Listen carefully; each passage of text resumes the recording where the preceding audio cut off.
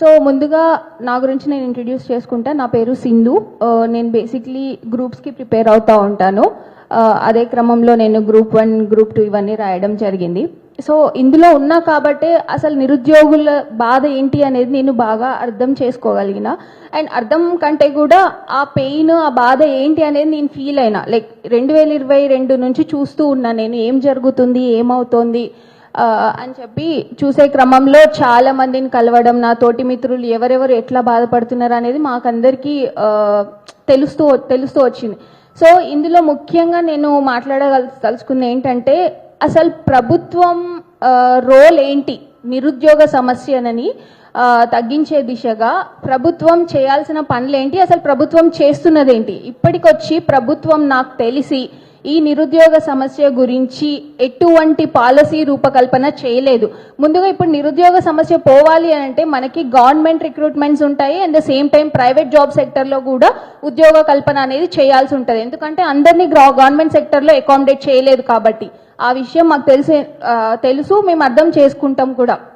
ఇక్కడ మేజర్గా మాట్లాడాలంటే కాంగ్రెస్ ప్రభుత్వం అధికారంలోకి రాకంటే ముందు మాకు ఇచ్చిన హామీలు, ఎన్ని రకాల హామీలు ఇచ్చినారండి? ఒక్క హామీ అయినా ఇప్పటి వరకు నెరవేరిందని నేను ప్రభుత్వానికి క్వశ్చన్ చేస్తున్నా. నెరవేర్చకపోగా ఇంకా పైగా నిరుద్యోగుల మీద దాడులు చేపించడం, నిరుద్యోగులని అణచివేయడం, పోలీసులని అడ్డు పెట్టుకొని నిరుద్యోగుల్ని అన్ని రకాలుగా సైలెన్స్ చేయాలని చూస్తోంది ప్రభుత్వం. ఎందుకు ఈ సైలెన్స్ ఎందుకు చేయాలని చూస్తుంది అనేది నా మొదటి ప్రశ్న. ఇప్పుడు ఫస్ట్ తీసుకుంటే అన్నిటికీ మెయిన్ టీజీపీఎస్సీ అనేది ఒక కాన్స్టిట్యూషనల్ బాడీ.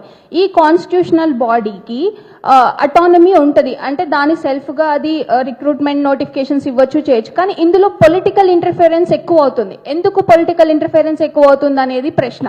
ఆ పొలిటికల్ ఇంటర్ఫరెన్స్ కాన్స్టిట్యూషన్ నుంచే ఒక రైట్ ఉందండి మాకు. ఎస్పెషల్లీ పబ్లిక్ సర్వీస్ కమిషన్స్కి ఫినాన్షియల్ అటానమీ ఉంటుంది. అది ఎంతవరకు ఫుల్ఫిల్ చేస్తున్నారు, ఎంతవరకు ఒక పబ్లిక్ సర్వీస్ కమిషన్ ఇంప్లిమెంట్ చేస్తుంది అనేది పెద్ద ప్రశ్న. ఎందుకనంటే ఇప్పుడు ప్రభుత్వం మీద మేము ఎందుకు మాట్లాడాల్సి వస్తుంది, ప్రభుత్వానికి వ్యతిరేకంగా ఎందుకు పోవాల్సి వస్తుంది? ప్రభుత్వము ఒక డైరెక్షన్ ఇస్తేనే టీజీపీఎస్సీ నోటిఫికేషన్స్ ఇచ్చే దశలో ఉంది. కానీ టీజీపీఎస్సీ అనేది అటానమిక్ కదా. అట్లాంటి దానికి ప్రభుత్వం నుంచి డైరెక్షన్స్ ఎందుకు రావాలి? ఎందుకంటే అక్కడ ఫినాన్షియల్ రెస్పాన్సిబిలిటీస్ అన్ని ప్రభుత్వం టేక్ కేర్ చేసేది. ఫినాన్షియల్ ఏవైతే ఉంటుందో అదంతా ఫినాన్షియల్ ఫండ్స్ రిలీజ్ చేయాల్సింది ప్రభుత్వం. సో అక్కడ ఎందుకు డిలే చేస్తుంది ప్రభుత్వం? ఫినాన్షియల్ అటానమీ ఉన్నప్పుడు డైరెక్ట్ ప్రభుత్వానికి సంబంధం లేకుండా జరగాల్సిన రిక్రూట్మెంట్ జరిపించవచ్చు, కానీ ఆ వేలో వెళ్ళట్లేదు. సో ఇక్కడ చాలా ఇదే పెద్ద సమస్యగా కనిపిస్తోంది నాకైతే. ఇక్కడ విఠల్ అన్న గారు ఉన్నారు, అన్నకి ఇంకా బాగా తెలుసు, నాకు పెద్ద తెలియకపోవచ్చు. ఇదొకటి మేజర్ ప్రాబ్లం. ఇంకొకటి టీజీపీఎస్సీలో సరే నోటిఫికేషన్స్ ఎర్లియర్గా కొన్ని నోటిఫికేషన్స్ని రిక్రూట్ చేశారు. అది బీఆర్ఎస్ గవర్నమెంట్లో వచ్చిన నోటిఫికేషన్స్ని కాంగ్రెస్ కంప్లీట్ చేస్తూ వచ్చింది. అది complete in the sense only appointment orders ఇచ్చింది. దాంట్లో ఎన్ని ఎగ్జామ్స్కి ట్రాన్స్పరెన్సీ ప్రాబ్లమ్స్ ఉన్నాయండి? ఒక్క ఎగ్జామ్ అయినా ట్రాన్స్పరెంట్గా కండక్ట్ చేశారా అనేది పెద్ద క్వశ్చన్.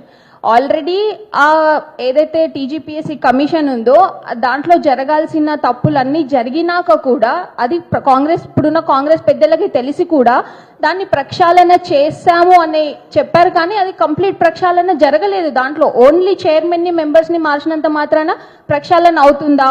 ఇది అందరూ ఆలోచించాల్సిన విషయం.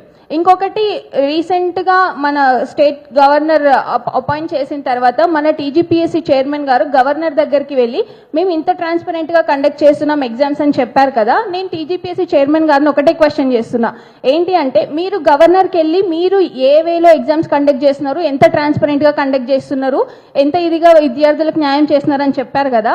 మేము 2023 నుంచి కొట్లాడుతున్నామండి ట్రాన్స్పరెన్సీకి సంబంధించి. టీజీపీఎస్సీ తరపున జరిగే అవకతవకలు జరగకుండా చూడాలి, ట్రాన్స్పరెంట్ గా కండక్ట్ చేయాలని కొట్లాడుతున్నాం కదా. మరి విద్యార్థులకు ఎందుకు మీరు ఏ రకమైన చర్యలు తీసుకుంటున్నారని విద్యార్థులకు ఎందుకు చెప్పడం లేదు? చెప్పాల్సిన బాధ్యత టీజీపీఎస్సీకి ఉంటుందా లేదా అనేది కూడా ఒకసారి ఆలోచించాలి. ఖచ్చితంగా ఉంటుంది. ఎందుకు అనంటే అది సాఫీగా జరిగినప్పుడు ఎవరు క్వశ్చన్ చెయ్యరు, ఎలాంటి అవకతవకలకి తావుండనప్పుడు ఎవరికి అనుమానం ఉండదు, అందరూ కాన్ఫిడెంట్గా ఎగ్జామ్స్ రాస్తారు. కానీ ఇక్కడ అలా జరగలేదు. జరగాల్సిన తప్పులన్నీ జరిగినాయి కాబట్టి ఖచ్చితంగా వాళ్ళు ట్రాన్స్పరెన్సీ మెయింటైన్ చేయడానికి తీసుకుంటున్న మెజర్స్ ఏంటి అనేది విద్యార్థులకు చెప్పాల్సిన బాధ్యత ఖచ్చితంగా ఉంటుంది. కానీ అది చెప్పకుండా ఓన్లీ గవర్నర్కి చెప్పారు, అది మంచి విషయం, మేము దాన్ని తప్పు పట్టడం లేదు. సేమ్ టైం మాకు కూడా అంతే ఇంపార్టెన్స్ ఉండాలి కదా, అంతే ఇదిగా మాకు ఎక్స్ప్లెయిన్ చేయాలి కదా.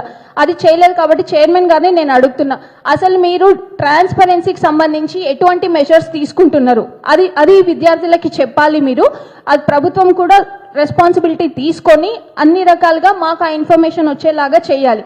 ఇంకొకటి, రీసెంట్గా ఏపీ ఇప్పుడు జాబ్ క్యాలెండర్ అనేసి ఒక హామీ ఉందండి.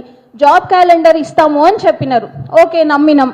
వచ్చిన తర్వాత ఏమైంది, ఆగస్టు 2024లో జాబ్ క్యాలెండర్ ఖాళీ ఒక పేపర్ మీద ప్రింట్ తీసి ఇదే జాబ్ క్యాలెండర్ అంటే అసలు ఎవరిని ఫూల్స్ చేయడానికి చూస్తుంది ప్రభుత్వం కానీ ప్రభుత్వంలో ఉన్న పెద్దలు కానీ అంత ఈజీగా నమ్మవలుకుతున్నారు ఎందుకు?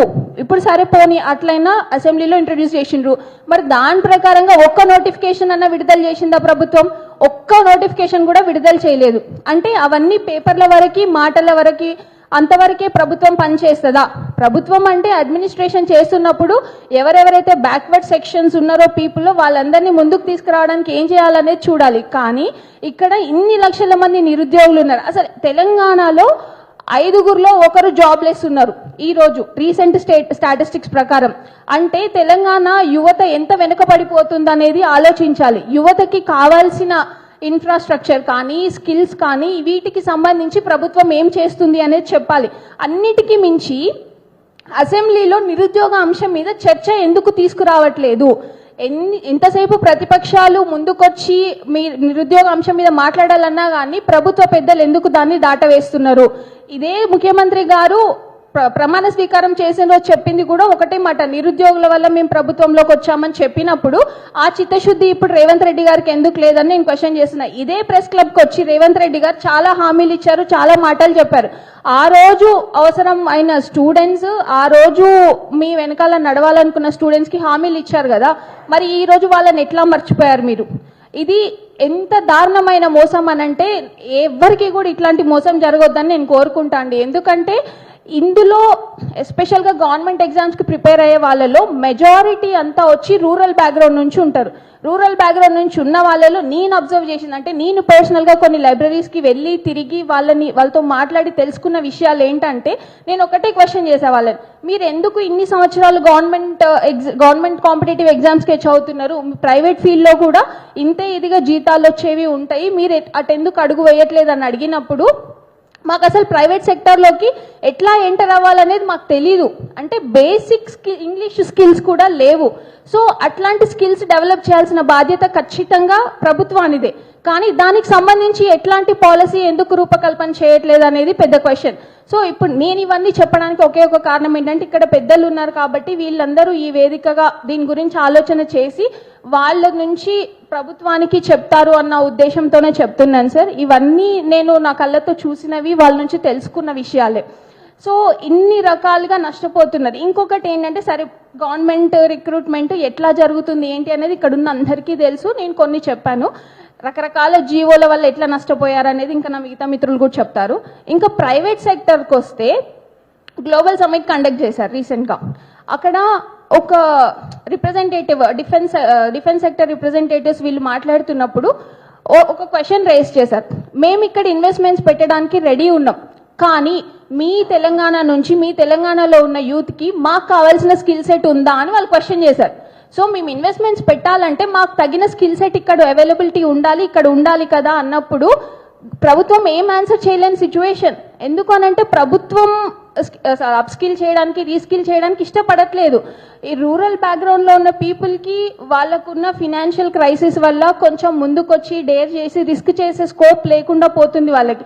అట్లాంటి వాళ్ళని ఆదుకోవాల్సిన బాధ్యత ప్రభుత్వానిదే కాబట్టి సో ఇట్లాంటి మెజర్స్ అన్నీ తీసుకొని ఇవన్నీ దయచేసి మీరందరూ నోట్ చేసుకొని ప్రభుత్వ పెద్దలకు తీసుకెళ్తే బాగుంటుందన్న ఉద్దేశంతో చెప్పాను.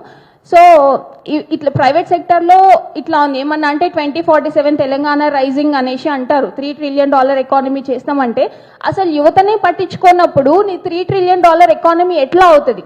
ఇది ఫండమెంటల్ క్వశ్చన్. 2047కి విజన్ బోర్డు పెట్టడం కాదు, అసలు ప్రస్తుతంగా ఉన్న 5 సంవత్సరాలలో నువ్వు ఎంతమంది యువతకి ఉద్యోగ రూపకల్పన చేయగలుగుతావు అనేది చెప్పండి. ఇప్పుడు ఏపీలో చూసుకుంటే రీసెంట్గా కౌశల్య అని చెప్పి ఒక పోర్టల్ స్టార్ట్ చేశారు. అందులో అందరూ ఎన్రోల్ చేసుకోగలుగుతారు. చేసుకొని నాకున్న స్కిల్ సెట్ ఏంటి, నేను ఏ పని బాగా చేయగలుగుతా, ఏ కంపెనీ ఎట్లాంటి జాబ్కి నేను ఎలిజిబుల్ ఉంటా అనేది డీటెయిల్స్ అన్ని అందులో ఉన్నాయి. సో అప్పుడు కంపెనీస్ డైరెక్ట్గా పోర్టల్కి వచ్చి వాళ్ళకి కావాల్సిన స్కిల్ సెట్ని పిక్ చేసుకునే ఛాన్స్ ఉంటుంది. అట్లాంటి మెజర్స్ కూడా మన దగ్గర ఇనిషియేటివ్ తీసుకోవడానికి ప్రభుత్వ పెద్దలు రెడీగా లేరు. శ్రీధర్ బాబు ఏమన్నా అంటే మేము ఇన్ని లక్షల కోట్లు తెచ్చినాం, అన్ని లక్షల కోట్లు తెచ్చినాం దావోస్ నుంచి అని చెప్పారు కదా. నేను అడుగుతున్నా అండి, ఒక్క ₹1 పెట్టి ఒక్క కంపెనీ తెలంగాణలో ఎస్టాబ్లిష్ అయ్యిందా? కాంగ్రెస్ ప్రభుత్వంలోకి వచ్చాక అయిన తర్వాత దాంట్లో ఎంతమంది తెలంగాణ యువతకి మీరు ఉద్యోగాలు కల్పించారనేది చెప్పాలి. ఓన్లీ మీరు కౌన్సిల్లో అసెంబ్లీలో మాట్లాడడం కాదు, అవన్నీ పబ్లిక్ డొమైన్లో పెట్టండి. పబ్లిక్ డొమైన్లో పెడితే కదా మాలాంటి వాళ్ళకి తెలుస్తుంది. మీరు పబ్లిక్ డొమైన్లో పెట్టకుండా మీ వరకు మీరే పెట్టుకుంటే మాకు ఎట్లా తెలుస్తుంది? అవన్నీ జస్ట్ మాటల్లాగానే అయిపోతున్నాయి. అవి మాటలే, అది చేతల్లో ఎక్కడ మాకు కనిపించట్లేదు. సో కాబట్టి నేను చెప్పేది ఏంటి అని అంటే, ఉద్యోగ కల్పన అనేది ప్రభుత్వంలో అండ్ యాజ్ వెల్ ప్రైవేట్లో కూడా అంతే ఇదిగా చిత్తశుద్ధితో మీరు యువత కోసం పనిచేస్తే బాగుంటుంది. లేదు అని అంటారా, ఇట్లాగే కంటిన్యూ అయితే ఇప్పుడు ఏమవుతుందంటే గవర్నమెంట్ జాబ్ నోటిఫికేషన్స్ అనేవి ప్యూర్గా ఎలక్షన్ ఎజెండా అయిపోతుంది. ఎలక్షన్స్ 1.5 year ముందు నుంచి నోటిఫికేషన్స్ ఇస్తారు. ఎందుకు? వీళ్ళందరూ మళ్ళీ రోడ్ల మీదకి వస్తే మాకు అధికారం రాదు, వీళ్ళందరూ ఇన్ఫ్లుయెన్స్ చేసే క్యాపబిలిటీ ఉంది వీళ్ళకి అనేది రేవంత్ రెడ్డి గారికి తెలుసు. ఆయన చూసిన వాళ్ళు ఆ ఇన్ఫ్లుయెన్స్ బేస్ చేసుకొని ఆయన ప్రభుత్వంలోకి వచ్చిన వారు కాబట్టి ఇప్పుడు కూడా ఎలక్షన్ ఎజెండాగానే మారుస్తున్నారు. అసలు జాబ్ క్యాలెండర్ ఎందుకు ఇవ్వట్లేదు? జాబ్ క్యాలెండర్ ఇస్తే సగానికి పైగా సమస్యలన్నీ పోతాయి. జాబ్ క్యాలెండర్ వల్ల ఈ ఇయర్ కాకపోతే నెక్స్ట్ ఇయర్ వస్తుంది, నోటిఫికేషన్ చదువుకుంటాము అనే కాన్ఫిడెన్స్ మాలో ఉంటుంది. కానీ ఇప్పుడు ఏమన్నా అంటే ఏ ఎలక్షన్ అయితే నోటిఫికేషన్ ఉంటుందో దానికంటే ముందు త్వరలో ఎస్ఐ కానిస్టేబుల్ నోటిఫికేషన్, త్వరలో ఈ నోటిఫికేషన్, త్వరలో ఆ నోటిఫికేషన్. ఇంకా ఎన్ని రోజులు త్వరలోని కాలం గడుపుతారు నాకు అర్థం కాదు. ఇంకా ఇట్లనే కాలం గడుపుకుంటూ ఎలక్షన్ వరకు తీసుకెళ్తారు, అది తెలుసు. కానీ ఈసారి మాత్రం నిరుద్యోగులు మీరు ఎలక్షన్ ఎజెండాగా పెట్టుకుంటే ఉద్యోగాలు లేకపోయినా పర్వాలేదు, కానీ కాంగ్రెస్ మళ్ళీ తెలంగాణలో రాకూడదు అనే ఉద్దేశంతో ప్రతి ఒక్కరు పుస్తకాలు పక్కన పెట్టి రావడానికి సిద్ధంగా ఉన్నారు. సో దయచేసి ఒక రిక్వెస్ట్, ఇవన్నీ అంశాలని ఒక కమిటీ లాగా వేసి ఆ కమిటీలో డిస్కషన్ పెట్టి ఎట్లా అయితే యువతకి న్యాయం జరుగుతుంది అనే దిశగా ఆలోచించి అడుగులు వేయాలని నేను ప్రభుత్వాన్ని కోరుతున్నా. నాకు ఈ అవకాశం